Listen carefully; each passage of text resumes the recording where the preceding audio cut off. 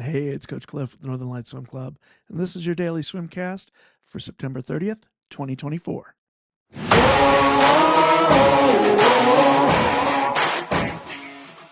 We're coming off a pretty successful first meet of the season. We had our first meet this Saturday, and it was mostly our 14 and under swimmers, and we had a blast. It was a lot of best times. In fact, we had 44 new qualifying times for Alaska Age Group Champs, which is great. Over 60 qualifying times for Central Area Champs, which is coming up here at the beginning of December. Outstanding work. Everybody's looking pretty strong. We've got some technique things to work on, and we're going to talk about those coming up.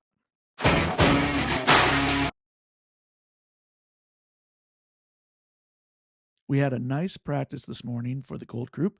It started off with 300s, freestyle, snorkel, and paddles. Now, this is designed to just kind of let you ease into a practice here. There's 20 seconds rest after the first one, 20 seconds rest after the second one, getting a little bit of faster on each 300, and then we finished up with 100 backstroke just to cruise. Now we moved over to the deep end to do the next part of practice, and that's where we went 5 times through, 10-second vertical kick with a 50-second treading water rest, and then we went over to the shallow end, and we threw on one of the long bungees, and we did an underwater dolphin kick sprint with the long bungee. Then we took that bungee off. We did another underwater sprint without the bungee on, still with the fins on, and all underwater dolphin kicks. Okay, we wrap up that cycle with a 200 backstroke easy, no fins.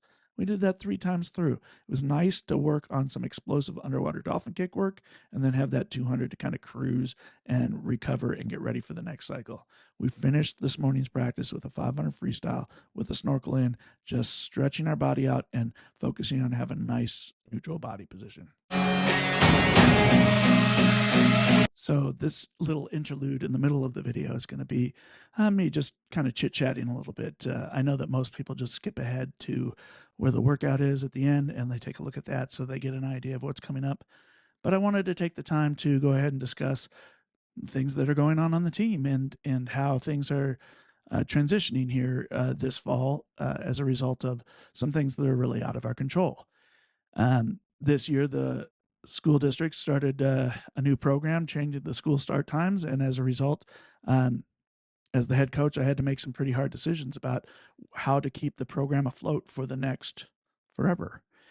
And it made it pretty apparent that I was going to have to change the structure of how the program works, when practices are for different groups. And doing that made me realize that it was probably going to cause some people to leave the team. Leave the team because of the new schedule, leave the team because I had to get rid of some staff that were pretty beloved people.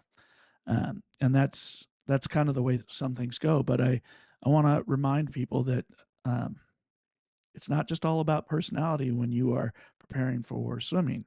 A lot of the time when you are, trying to become an elite swimmer, it comes down to more than just the work that your coach puts in, which is significant. It is the work that your coach is asking you to do. And sometimes the work that your coach is asking you to do is not the most popular thing to do. In fact, more often than not, athletes don't look forward to the more challenging work that they have to do in order to be prepared. But the truth of the matter is that there is a minimal amount of work that you need to do in a season to make sure that you are moving forward and becoming a better swimmer. It can get confusing sometimes because sometimes people just improve because they're getting bigger and stronger. Some people are just gifted and they have a good feel for the water. And so some swimmers sit back and they see that this swimmer over here is dropping time and this swimmer over here is dropping time. And what I see them doing is, minimum work. Okay. But remember, you don't always see all the work that people are doing. So I like to think back to some of our more successful swimmers that we've had on this team. And I'm not going to name names, but in the last 2 most successful swimmers that we've had, the most successful male swimmer that we've had and the most successful female swimmer that we've had, they put in a lot more work than people realized. Okay. They were doing work while you were still asleep. Okay. And the fact of the matter is that you're not going to just be a successful swimmer just because you show up to practice. You're going to be a successful swimmer because you do what you need to do. You do the work. Okay. And hashtag do the work is probably one of the most true things that a coach can tell an athlete. You have to do the work. Do the work. You have to show up. And then once you're there, you have to actually be there, be present, do the work. Being there isn't enough. Thinking about being there definitely isn't enough. Being there is the only thing that will help you improve. Okay. Now, if you're going to go ahead and coast on the God given talent that you were given at birth, the genetics that you were given, then fine, you don't need to do the work. If you want to just be as good as God let you be naturally without doing any work, good on you. You're not going to get much out of this sport. Okay, you might get accolades. You might get a ribbon or a medal. You might get a record, but you're not going to get anything out of this sport. Do the work. The most important lessons that you learn out of this sport have nothing to do with the first place ribbon that you're going to get or the state record that you just set. That's not it. Okay? It's the tenacity that you learn, the mental toughness that you get. Those are the things that you're going to carry with you. They're not sexy. They're not the fun things that you want to hear. They don't necessarily even put a smile on your face. They just help you with things like work, school, relationships, your spirituality. All these things are things that are affected and learned by your time spent in the pool. It's not a direct correlation. It's an indirect relationship.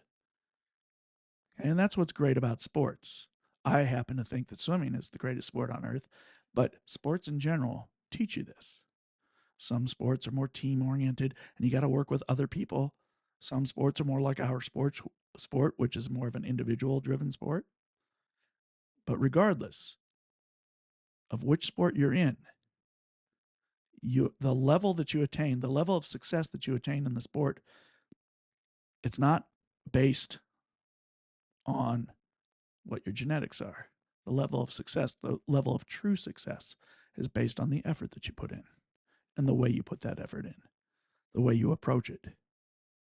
Those are the important things.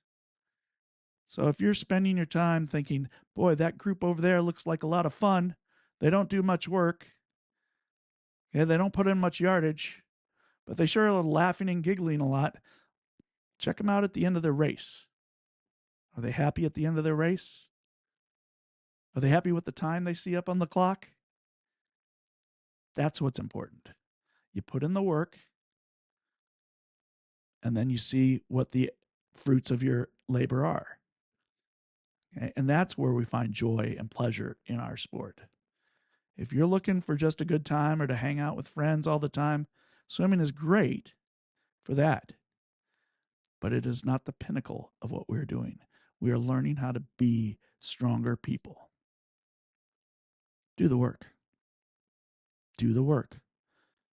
Sometimes it starts the night before. You got to set that alarm and you got to go to bed. Okay? The school district isn't going to save you from having to go to bed, and they're not going to help you get to work after you've graduated from high school either. Go to bed and do the work. Show up to practice and do the work. If you want the easy answer, the easier answer is never the one that is going to provide you with the real information that you need. That you have to do the work. Okay? And a good coach is going to be your partner there through the good times and the bad, and make sure that they prod you into doing the work. Do the work. Show up on time. Get in the water on time. Do what's asked of you. And then, if things fail, then try again. and then try again, and then try again. Keep trying. This is how we do it. This is how you get something out of this sport. The greatest lessons you ever going to learn are not while you're standing on the awards platform getting your medal. That's not when you're going to learn your lesson. The lesson is learned up to that point. Do the work. You'll be happier. For our silver practice this afternoon, we are celebrating a little bit from our swim meet this last weekend. We just had our first meet of the season, and we had a pretty good set of results coming out of it. So we're going to spend a little bit of time getting warmed up. Then we're going to do some freestyle technique work. Then we're going to do some turn technique work. And then we're going to do a little bit of dolphin kick work. That should leave us about 30 minutes to spend some time playing, having some fun, celebrating the fact that we just got done with our first swim meet of the season. I'm looking forward to it. You guys have done a good job. I'll see you at the pool. Thanks for staying all the way to the end of the Swimcast. Please click like and then subscribe. I'll see you at the pool.